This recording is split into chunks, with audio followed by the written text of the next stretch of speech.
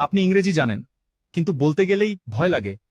চিন্তা করবেন না, আজ আমি দেখাবো কিভাবে এই ভয় একদম দূর করবেন। তাহলে চলুন শুরু করি।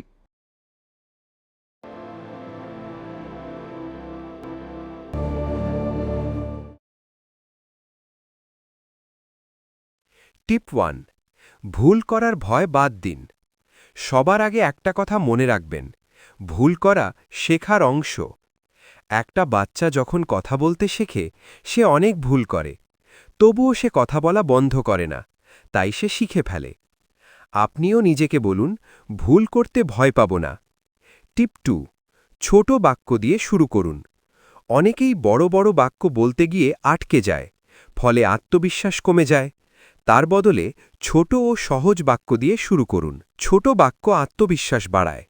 আত্মবিশ্বাস আপনাকে বেশি কথা বলতে সাহায্য করে। টিপ 3, আয়নার সামনে প্র্যাকটিস করুন। আয়নার সামনে দাঁড়িয়ে ইংরেজিতে নিজের সাথে কথা বলুন।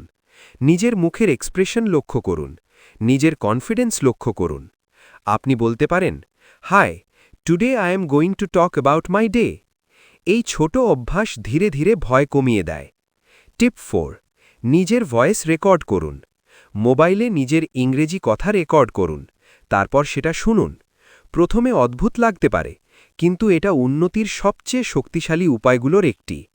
আপনি বুঝতে পারবেন আপনার উচ্চারণ, ভুল এবং কোথায় উন্নতি দরকার। ধীরে ধীরে আপনার ভয় কমে যাবে।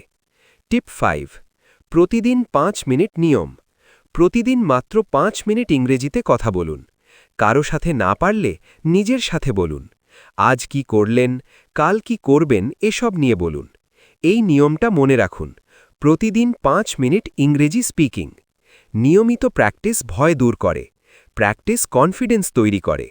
এভাবেই আপনি ধীরে ধীরে ইংরেজি বলার ভয় কাটাতে পারবেন এবং আত্মবিশ্বাসের সাথে কথা বলা শুরু করবেন। ভয় না পেয়ে আজ থেকেই প্র্যাকটিস শুরু করুন। মনে রাখবেন, কনফিডেন্স আসে প্র্যাকটিস থেকে, গ্রামার থেকে না।